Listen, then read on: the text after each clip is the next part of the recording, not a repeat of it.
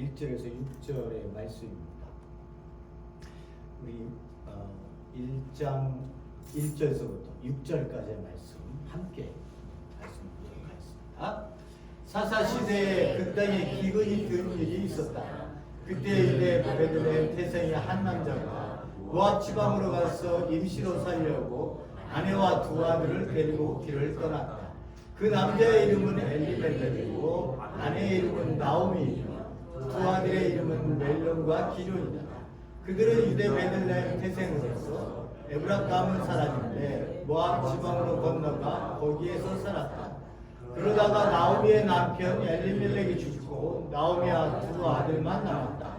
두 아들은 다 모압 여인 한 여자의 이름은 롯이고 또 한 여자의 이름은 오르바였다. 그들은 거기서 10년쯤 살았다. 그러다가 아들 말론과 기론이 죽었으니 나오미는 남편을 이어 두 아들마저 잃고 홀로 남았다. 모압 지방에서 사는 동안에 나오미는 주님께서 백성을 거느리셔서 고향에 풍년이 들게 하셨다는 말을 듣고 두 며느리와 함께 모압 지방을 떠날 채비를 차렸다. 아멘. 오늘 선교사님 저희들에게 들려주실 설교 제목은 한 줄기 빛으로 오신 예수님이십니다. 여러분 마음을 여시고 하나님의 무엇을 말씀을 저희들에게 던지고 계시는지를 한번 우리 선교사님을 통해서 들을 수 있는 귀한 시간 되시기를 간절히 기원드립니다.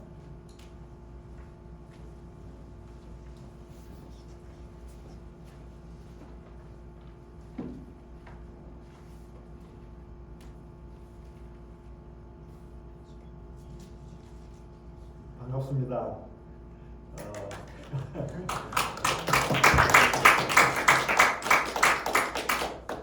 1년 만에 또 이렇게 LA 찾아오니까 좋네요.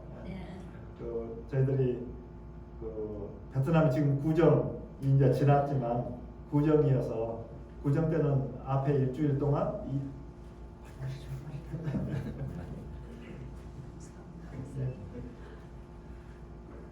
구정 앞에 일주일 동안, 구정 이후 일주일 동안은 그냥 사회가 올스타 전부 다 하여튼 한국 옛날에 그랬잖아요. 그런데 베트남 지금은 점점 쉬는 기간이 줄어들고 있는데 옛날에는 앞에 2주, 뒤에 2주 이렇게 해서 아무 일도 안 하고 그래서 저희들도 작년에도 그랬고 올해도 그렇고 구정 뭐 저희들 할 일이 없잖아요. 와서 공부합시다 해도 저희들 바쁜데 오질 않으니까 저희들도 지금 구정을 세우기 위해서 LA를 방문한 기간이었습니다. 그래서 와서 또 세상의 빛 교회 또 선생님들 여전히 또 계시고 만나게 돼서 정말 반갑습니다. 오늘 제가 기도하면서 이 사사기 말씀, 룻기 말씀을 이렇게 생각해 놨는데 오늘 룻기 말씀을 통해서 하나님이 주시는 메시지 한번 저희들 같이 한번 생각해 봤으면 좋겠습니다. 사사기 룻기 제일 첫 번째 1절에 보면 사사들이 치리할 때라고 시작을 해서 이때가 언제 룻기가 기록이 되었는가가 이제 나와 있습니다. 그래서 룻기를 이해하려면 사사기 때 그때가 어떤 시대였는가를 봐야지 룻기를 확실하게 이해할 수 있을 거라는 생각이 듭니다. 그래서 룻기 사사기를 뭐 제가 다 볼 수는 없고요. 그냥 서머라이즈해서 이렇게 보면 여호수아가 이제 가나안 땅 정복 끝나고 땅 분배 다 끝나고 여호수아가 끝나고 여호수아가 죽지 않습니까? 죽고 난 뒤에 이제 후 세대가 일어났는데 그 후 세대는 하나님을 알지 못한 세대가 일어났다라고 그렇게 사사기에서 얘기를 합니다. 그래서 하나님을 모르니까 자기 마음대로 살고 죄짓고 그러다 보니까 하나님께서는 아직도 여전히 이스라엘 통치하고 계셔서 이제 다른 이방 민족을 사용해서 징벌을 하시고 징벌하는 도중에 살기 힘드니까 이제 하나님을 또 찾았는지 하여튼 부르짖으니까 또 하나님께서 긍휼히 보시고 구원자 사사를 보내셔서 구원하시고 또 몇 년간은 평안했다가 또 죄짓고 그 사이클이 계속되는 게 이제 사사기 얘기인데 그렇게 삼손까지 얘기가 끝나고 그 다음에 두 가지 사건을 이게 몰아서 이렇게 기록을 해 놓았습니다. 그게 17장하고 18장 얘기인데 성경 갖고 계시면 아니면 그냥 들으시고 17장, 18장의 얘기는 어떤 게 나오냐면 그러니까 이제 사사기의 분위기를 한번 파악해 보자는 거죠. 어떤 얘기 나오냐면 미가라는 사람이 에브라임 산지에 사는 미가라는 사람이 자기 어머니가 은 1000개를 갖고 있어서 은 1000개 덩어리 이런 걸 1000개를 갖고 있었는지 아니면 동전 1000개를 갖고 있었는지 모르지만 1000개를 갖고 있었는데 이 아들이 어머니 거를 훔쳐요. 잊어버렸으니까 어머니가 이제 주술을 외죠. 이게 지금 이스라엘 백성 얘기잖아요. 주술을 웬다는 거는 이거는 아니잖아요. 하나님께서 금지하는 사건인데 주술을 하게 되니까 아들이 듣고 자기한테 그게 떨어질까 생각되니까 그걸 다시 내놓습니다. 내놓으니까 어머니가 착한 아들아 이렇게 하고 그리고는 은 200개를 가지고 너를 위해서 신상을 만들어 놓겠다. 그리고 에봇도 만들고 드라빔도 만들고 그렇게 해서 이 신전을 세워놨는데 그게 어디냐면 에브라임 지방에 실로에 하나님 모세를 통해서 주신 성막이 거기 있거든요. 이게 에브라임 지방이면 아마 오전에 갔다가 오후에 올 수 있는 그런 그 거리일 거예요. 이렇게 가까운데 하나님의 성막이 있는데도 불구하고 이제 우상을 섬기게 되는 그런 상황이 돼 있는 거예요. 거기에다가 어느 청년이 레위인인데 베들레헴 사람인데 이렇게 그 지역을 가다가 보니까 레위 사람이어서 너 뭐 하냐 이렇게 되니까 나 할 일이 없다. 그러면 너 내 제사장 돼. 이렇게 해서 제사장을 삼는 거예요. 이 이방 우상에 있는 제사장을 삼는 거예요. 제사장은 아론의 후손들만 제사장이 될 수 있는 건데 그냥 레위 자손 너 제사장해. 그리고 끝나는 게 월급 주고 월급 제사장을 세우는 그런 시대입니다. 우리가 들으면 아무것도 아닌 것 같지는 모르지만 지금 이스라엘 백성, 하나님의 백성이 지금 그런 일들을 하고 있는 그런 심각한 상황인데 거기서 끝난 게 아니고 단 족속이 땅 분배를 했는데 아마 이방 족속이 너무 세게 나오니까 살지 못하고 딴 데 가서 이동하려고 가다가 그 집을 들려서 레위 그 제사장한테 이렇게 묻고 이렇게 해고 갔다가 어느 한 지역에 아주 평화롭게 살고 복없이도 살 수 있는 어떤 지역을 발견하고 다시 돌아가서 자기 단 족속을 우리 거기로 가자. 거기를 없애버리고 우리가 그 땅을 차지하자. 그리고 가는 도중에 이 미가의 집에 들려서 우상하고 드라빔 이런 거를 훔쳐가요. 단 족속 사람이. 하여튼 들려오는 소리가 하여튼 좀 말이 안 되는 얘기를 하고 있는 거예요. 훔쳐가는데 그 제사장이 너희들 왜 그래? 이렇게 되니까 너 한 가정의 제사장이 낫냐? 우리 한 족속의 제사장이 낫냐? 그러니까 또 이 사람이 또 혹해가지고 따라가요. 하여튼 그런 내용이 17장, 18장에 있어요. 나중에 집주인이 알고 쫓아오는데 이쪽에 숫자가 많고 무기도 있고 그러니까 저쪽이 꼼짝 못하는 거죠. 그러니까 죄를 지어놓고도 지금 자기가 무슨 일을 하고 있는지 모르는 그런 상황. 죄에 대해서 너무너무 무감각한 그 사회상을 보여주는 그런 사건이 17장, 18장에 적혀 있고 19장부터 21장 마지막까지 또 더 무서운 이야기가 있는데 이것도 이제 그 레위인이 첩을 얻었는데 첩이 집으로 친정집 베들레헴으로 도망을 갔어요. 루키가 지금 베들레헴의 사건인데 그 앞에 얘기했던 거기도 베들레헴 사람, 여기도 베들레헴. 뭔가 하나님께서 주신 메시지가 있죠. 가서 자기 장인어른한테 얘 데리고 가겠다 이렇게 해가지고 장인어른 안 주고 싶어가 딸을 안 주고 싶어서 이렇게 시간을 끌고 며칠을 지내다가 결국은 밤늦게 출발해서 이제 예루살렘을 통과해서 기브온이라는 곳에 밤에 도착을 해서 거기서 어찌어찌 해서 유숙을 하게 됩니다. 그랬더니 동네에 불량배들이 와가지고 그 레위인을 요청을 해요.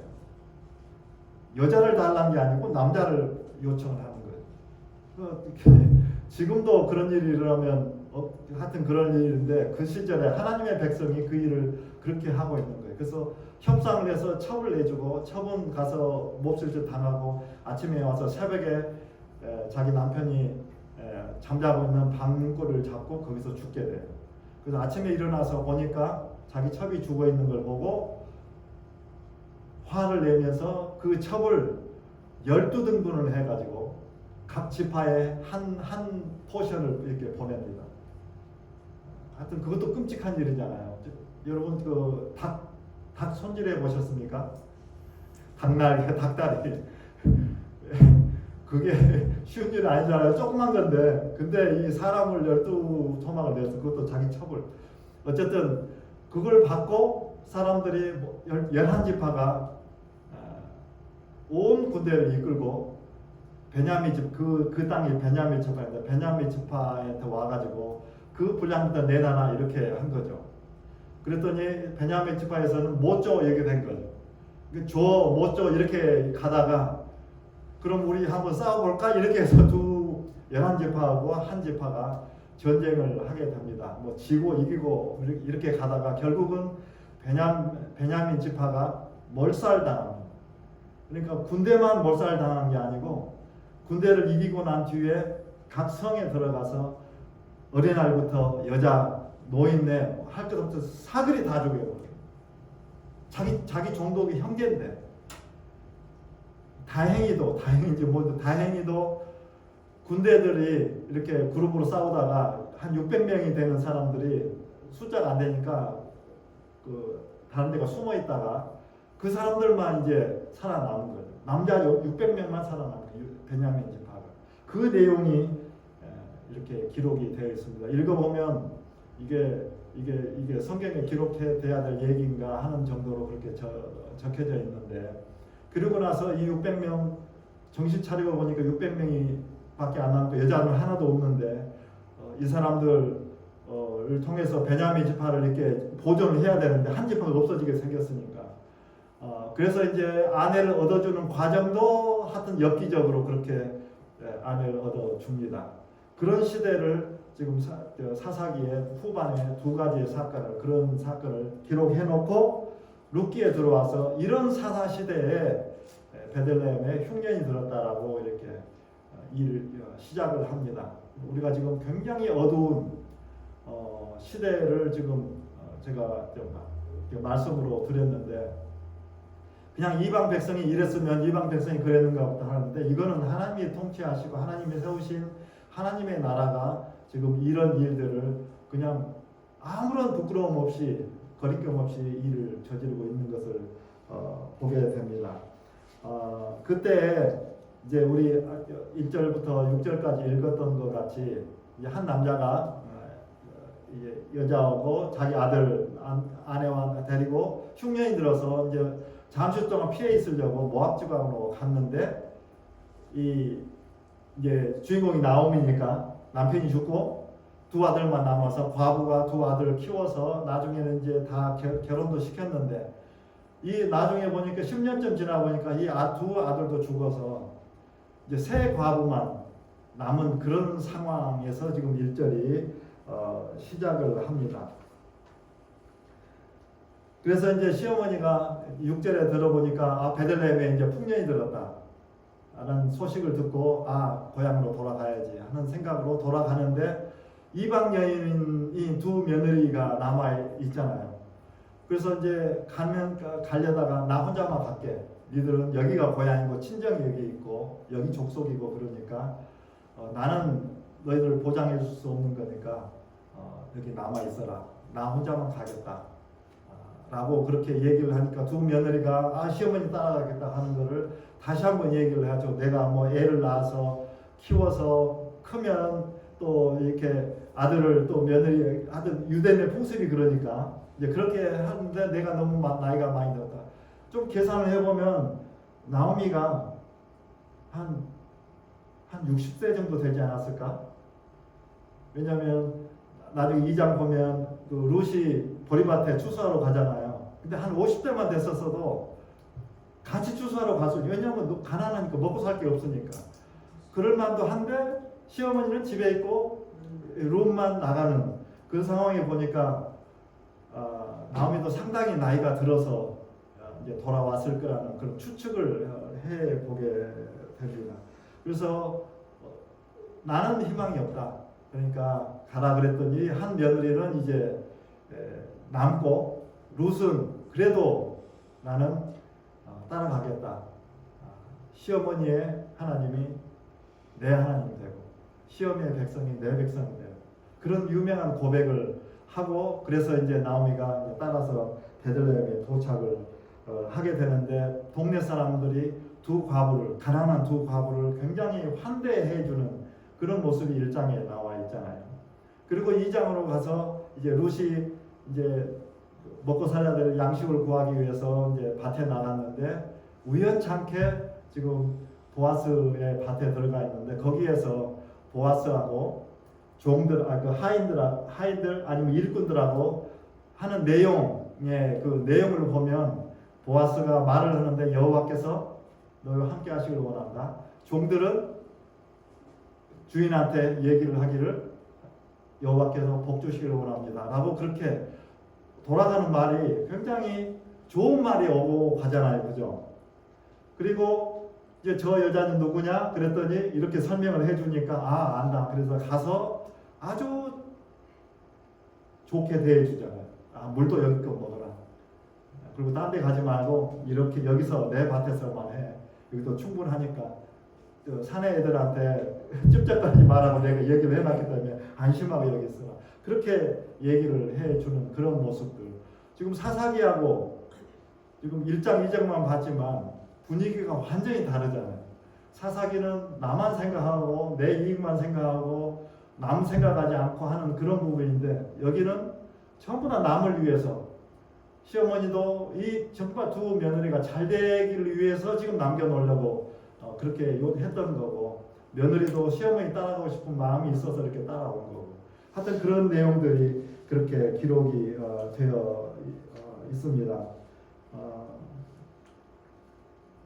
그리고 그 다음에 가서 3장 가고 4장에도 계속되는 이야기가 어느 한 구절도 자기만 생각하고 남을 생각하지 않고 하는 그런 게 없고 항상 남을 존중해주는 그런 내용이 계속 나오잖아요.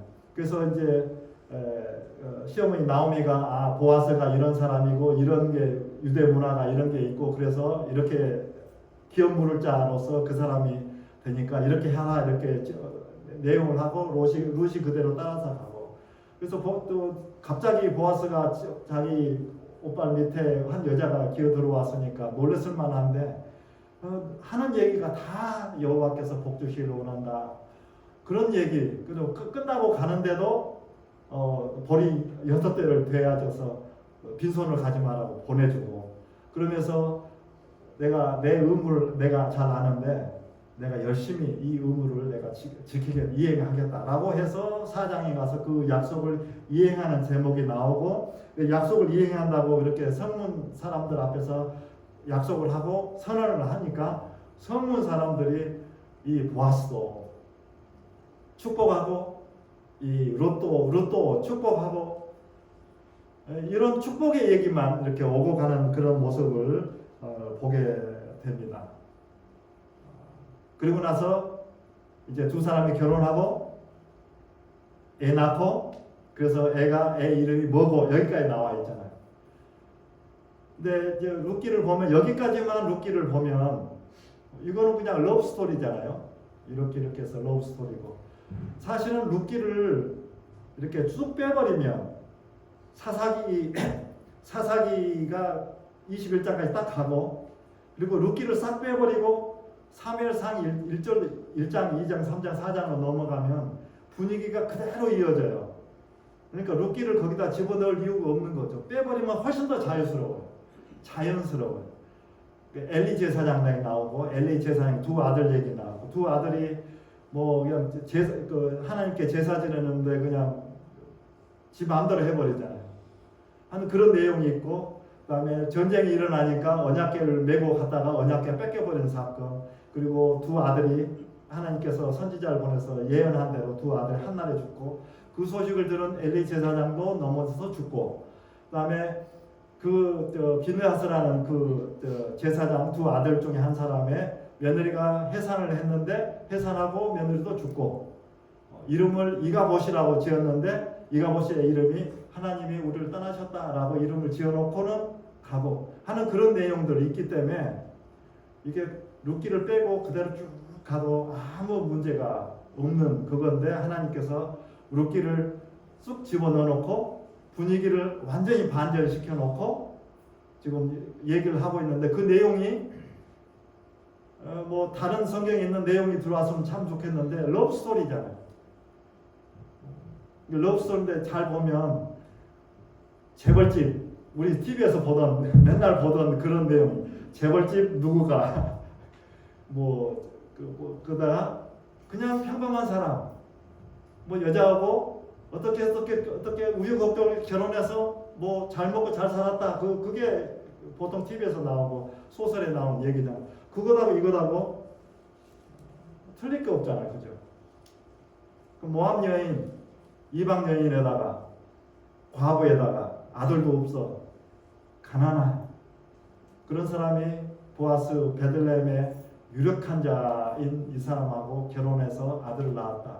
그래서 성경이 거기에서 끝나버리면 진짜 이거는 그냥 TV에 어느 러브 스토리로 마치는 건데 근데 이 룻기에서 하나님께서 하고 싶어하는 그 내용은 룻기 4장에 있습니다. 룻기 4장 제일 마지막에 룻기 4장 제일 마지막에 뭐가 있냐면 계보가 나옵니다. 우리 계보 그러면은 좀 지루하잖아요. 근데 여기가 다시 계보가 나오는데 제가 읽어볼게요. 4장 제일 마지막에 18절에 베레스의 계보는 이러하니 베레스는 헤스론을 낳고 헤스론은 람을 낳고 람은 아미나답을 낳고 아미나답은 나손을 낳고 나손은 살몬을 낳고 살몬은 보아스를 낳고 보아스는 오벳을 낳고 오벳은 이새를 낳고 이새는 다윗을 낳았더라. 그래서 하나님께서 이 룻기를 기록하고 여기에다 끼워 놓은 것은 이 다윗을 얘기를 하고 싶어서 이 룻기 이야기를 썼습니다. 다윗이 하나님께서 예비하신 그런 왕인데 사사기의 그 두 사건의 중간에 나왔고 제일 마지막에 이 시대에 왕이 없으므로 자기 소견에 옳은 대로 행했다라는 말이 첫 번째 사건에도 나오고 두 번째 사건에도 그렇게 나와 있습니다. 거기에서 좀 암시를 주시는 건데 거기에서 룻기를 써주면서 내가 택한 왕이 곧 올 것이다 라고 얘기를 하는 거죠. 이 어두운 시대에 내가 택한 왕이 나올 거다. 그가 누구냐면 다윗인데 다윗이 이렇게 해서 태어났다 라고 그걸 얘기를 하고 있어서 하나님께서 하고 싶어 하는 것은 이 다윗을 얘기를 하고 싶었고 그 다음에 이제 다윗까지는 그렇지만 다윗 이후의 거는 우리가 이제 성경 구약을 다 알게 되니까 이 다윗을 통해서 예수 그리스도가 오게 된 걸 우리가 너무 잘 알고 있잖아요. 그래서 이 어두운 시대에 한 줄기 빛을 하나님께서 룻기를 통해서 보여주신 거예요.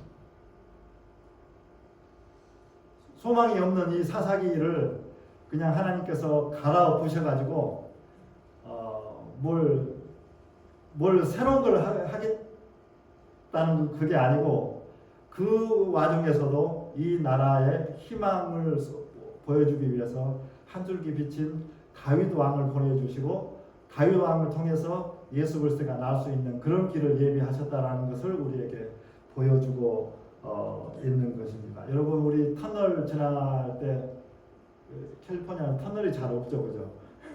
한국 가면 터널이 엄청 많잖아요.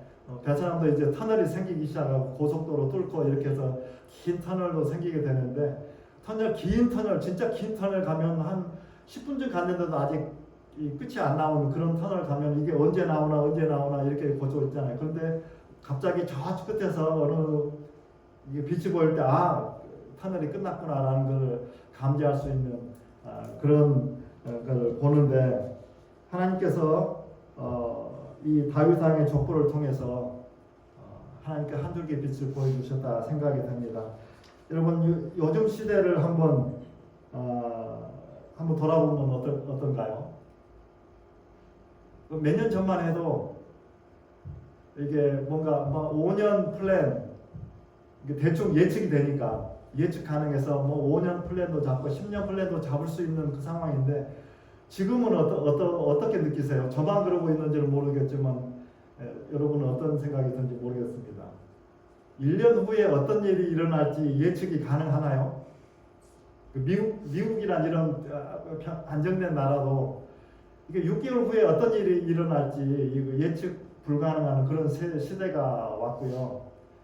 그 다음에 이 세상에 어떤 큰 일이 일어난다 하더라도 별로 놀랄 일이 없는 그런 시대로 그렇게 진입을 한 것 같습니다. 이렇게 크게 보신 어떤 뭐 역사학자라든가 이런 분들 대담 프로그램 이런 걸 보게 되면 지금까지 한 70년 동안에는 미국이 그래도 옛날에 뭐 제국이면 무조건 남은 나라에 가서 이게 수탈해 와가지고 이렇게 하는 그게 이제 제국의 모습이었는데 뭐 영국도 그랬고 스페인도 그렇고 하여튼 뭐 어느 나라나 그런 게 있는데 이 새로 생긴 이 제국은 이상해가지고 그런 일을 안 했다는 거죠. 그리고 서로 싸우려고 그러면은 가서 말리고 서로 싸우지 말아라고 그렇게 얘기하고 서로 불만 있으면 내가 이거 줄 테니까 싸우지 말아라 이런 일을 해서 한 70년 동안 그런 일을 했는데 이제 미국도 나 이거 안 해 이렇게 좀 선언을 한 그런 상황이어서 지금 뭐 그냥 어느 나라나 싸우고 싶으면 싸우는 그런 나라가 돼버렸다. 그런 세계가 돼버렸잖아요. 사사기하고 지금 현대하고 비교해 보면 아마 그런 점점 더 세상은 더 어두워지고 또 도덕적이라든가 미국 사회 내에서도 무슨 사건 들리는 사건이 그런 거 일어났음에도 불구하고 옛날 같으면 부끄러워해야 되는데 지금 부끄러워하지 않는 이제 그런 시대가 왔잖아요. 죄를 지어도 아무렇지도 않은. 그래서 계속 계속 하는 그런 이야기 있는데, 근데 그것만 있는 게 아니고 그런 영향을 받아서 교회에서 들려오는 소식들이 별로 그렇게 좋은 소식들이 없죠.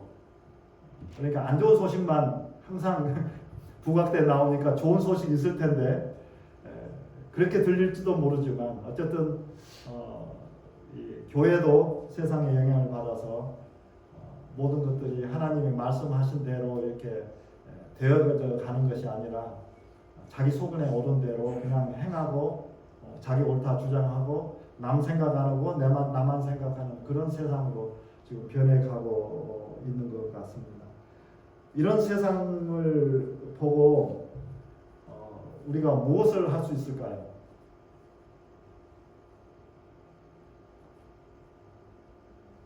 하나님께서 이런 세상을 보시고 어떻게 해주시기를 우리가 지금 바라고 있는가요? 혹시 그런 생각을 갖고 계신 것이 있나요? 어떻게 했으면 좋겠나? 저는 이거 준비하고 그다음에 그걸 다시 한번 묵상해보고 할 때 이 어두운 세상에서 이 할 수 있는 거는 뭔가를 이렇게 새롭게 할 수 있는 거는 교회가 그 일을 담당해 주면 좋겠다라고 많은 사람들이 그렇게 얘기를 하는데 교회도 세상에 영향을 받아서 그렇게 되어 있는 상황에서 교회가 그런 대안이 될 수 있는 건가? 라는 그런 좀 의문을 이제 갖게 되는 그런 상황인데 그래서 제가 이렇게 생각을 해봤을 때 예수님께서 빨리 오셔야겠다. 저는 그 대안으로 예수님께서 빨리 오셔야겠다. 오셨으면 좋겠다. 라고 그렇게 생각이 들더라고요. 계시록을 공부하면서 계시록에 예수님 오시면 이런 일을 하시겠다라고 기록을 쭉 해놓으셨잖아요. 결국은 예수님께서 모든 걸 다 정리를 하시고 새하늘과 새 땅을 통해서 또 새 예루살렘을 통해서 새 하나님의 나라를 완성을 시켜가는 내용이 적혀져 있는데 그게 빨리 왔으면 좋겠다라는 그런 생각을 하게 됐는데 제가 갑자기 어떤 영화가 생각이 났냐면 쉰들러스 리스트라는 그 영화 생각이 나나요? 나치 상황에서 그 독일 사업가가 이제 하여튼 성령께서 어떻게 하셨는지 모르지만 이 사람이 나치 수용소에 있는 유대인들을 고용을 해서 이 무기를 만드는 공장을 운영하면서 거기 그 수용소장한테 돈 주고 나치 그 유대인들을 사서 고용을 하고 자기가 이 공장 안을 보호시키는 그런 일을 하고 애들도 데려와서 그러면 왜 나치가 와서 애들은 왜 필요하냐 그러게 되면 뭐 포신 이 구멍이 너무 적어가지고 어른 손을 안 들어가니까 애들 손을 해가지고 청소를 해야 된다 이렇게 해서 애들부터 해서 이렇게 하여튼 몇백 명을 이렇게 고용을 해서 근데 갑자기 전쟁이 끝나면서 이 사람들이 죽지를 않고 살아남게 되는데 그 마지막 장면에서 이 살아남은 사람이 그 사장한테 신들라라는 사장한테 안에 있는 금을 다 빼가지고 그거를 선물로 반지를 하나를 만들어서 나중에 주는 장면이 나와요. 근데 그걸 받고 신들라가 울어요. 그 반지를 잡고 울어요. 울면서 하는 얘기가 이 반지 팔았으면 저 죽었던 수용소에 있는 한 사람 유대인 한 사람 요 사람 더 사서 올 수 있는데 그러면서 울고 거기서 이제 끝나는 장면이 나오거든요. 근데 제가 예수님이 오셔서 이 세상 어두운 세상 악을 다 없애버리고 예수님의 나라 하나님께서 완성하고 싶어 하시는 그 나라를 했으면 좋겠다라고 그렇게 생각을 했는데 그 영화 생각이 나면서 아직 오지 마세요. 아직 오지 마세요. 아직도 구원받아야 할 사람이 이 세상에 어두운 세상에 아직도 더 있어요. 그런 마음이 들더라고요. 그래서 교회가 소망이 없지만 그래도 대안은 교회밖에 없기 때문에 이 교회를 통해서 그 일을 계속하게 해주면 좋겠다라는 그런 생각을 하게 되는데 이번에 이제 2주 지났지만 2주 동안에 어느 한 교회도 방문해보고 또 이렇게 보는데 엘리야 시대에 아합 시대에 엘리야에게 얘기한 450명 죽여버리고 이렇게 했던 그래서 하나님께서 엘리야에게 하신 얘기가 있잖아요. 너 말고 너만 있는지 아느냐. 그래서 7,000명이나 하나님께서 준비해 놓으셨다라는 말씀을 하셨는데 보니까 진짜로 좋은 교회들이 있더라고요. 하나님께서 소문은 안 났지만 세상에 소문은 안 났지만 좋은 교회들이 군데 있더라고요. 그래서 제가 세보니까 4군데 교회가 하나님께서 남겨놓은 교회인지 모르지만 어쨌든 간에 4군데 교회가 확실하게 아름답게 서가고 있더라고요. 그래서 아직도 교회에는 소망이 있다. 우리는 맨날 나쁜 소식만 듣는 교회에서 소식만 들었는데 좋은 소식도 있다. 좋은 교회도 있다. 세상의 빛 교회 이제 오늘 왔지만 그 전에도 계속 참가해서 보지만 우리 세상의 빛 교회 와가지고 목사님 처음에 보자마자부터 수고했다고. 저희들 느끼기에 뭐 별로 수고한 것 같지는 않은데 진짜 하나님 은혜로 진짜 그래요. 그냥 원래 하던 대로 그냥 이민생활 여기서 했던 거를 그냥 베트남에서 이민생활 했다고 생각하고 그냥 그런 생각을 하는데 수고했다고 그러고 또 수고했다고 그럴 때 이 룻기에 있는 이런 내용이 생각나더라고요. 정말 남을 위해서 좋은 말 해주고 축복의 말을 해주고 하는 그런 분위기 세상의 교회가 그렇다는 것을 또 오늘 아침에도 이렇게 성도의 교제하면서 그렇게 느껴지게 되어서 이제 제가 5개 교회라고 말할 수 있는 세상의 빛 교회가 이 룻기에 있는 그 룻기에 나와 있는 베들레헴 사람처럼. 근데 그 시대에 다른 데는 다 문제가 있는데 이 베들레헴 한 장소만 그렇게 하나님을 찾고 하나님께서 말씀하신 그 율법을 따라 하려고 하고 하나님 때문에 축복하고 하는 그런 됐는데 하나님 은혜 아니고는 그 어두운 시대에 그렇게 남아 있을 수가 없잖아요.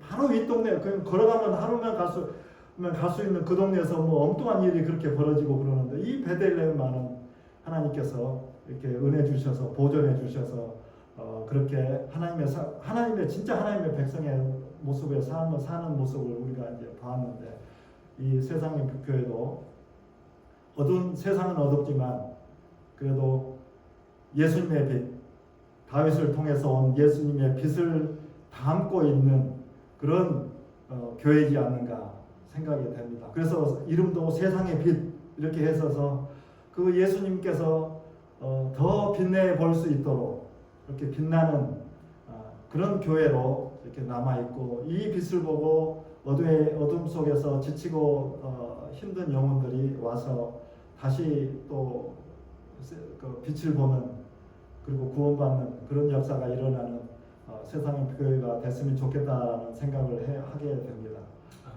이 룻기를 보면서 우리가 다시 한번 남을 봤을 때 뭐 이렇게 가십거리 만들고 뭐 이런 얘기보다는 남을 세워주고 남을 칭찬해주고 앉아 있으면 이렇게 세워주고 힘든 사람들 이렇게 세워주는 그런 말 그리고 서로 축복해주고 그 축복이 축복이 임하면 또 기뻐하고 즐거워하는 그런 그 어둠 속에서 한 줄기 빛같이 빛나는 그런 교회의 모습, 그런 공동체의 모습, 그런 베들레헴 공동체와 같은 그런 세상의 교회가 됐으면 좋겠다라는 생각을 해보게 됩니다.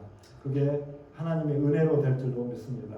하나님께서 은혜를 부어주시면 그렇게 되는 줄 믿습니다. 그리고 세상도 하나님의 은혜를 받아야 되는 그런 어두운 세상인데 아직 그 은혜를 모르고 지금 어둠 가운데 있는데 그분들도 이 빛 대신 예수님이 계신 이 세상의 빛 교회에 많이 찾아오기를 그렇게 소망을 해 봅니다. 우리 하나님의 은혜에 감사하면서 계속해서 베들레헴 공동체 같은 그런 교회로 계속 남아 있기를 소망해 봅니다. 기도하겠습니다. 하나님 감사합니다. 룻기 통해서 하나님 베들레헴 공동체가 어떤 마음으로 사람들을 섬기며 어떤 마음으로 하나님께서 말씀하신 그런 율법들을 지켜나가고 있는지 저희들 살펴보았습니다. 하나님의 은혜로 된 것이니 저희들도 하나님의 은혜를 입기를 원합니다. 하나님께서 세상의 백교회 성도님 한 분 한 분에게 은혜 베풀어 주셔서 늘 축복의 말을 하게 하시고 늘 세우는 말을 하게 하시고 또 서로 아버지 잘 됐을 때 서로 기뻐하는 그런 공동체 사랑의 공동체가 되게 도와주시고 그게 예수님께서 원하시는 그런 공동체인 줄로 그런 세우시고 싶어 하시는 그런 교회인 줄로 믿사오니 하나님 세상의 교회에 하나님께 늘 아버지 성령께서 함께 하시고 은총을 베풀어 주옵소서. 감사하며 예수 그리스도 이름으로 기도합니다. 아멘.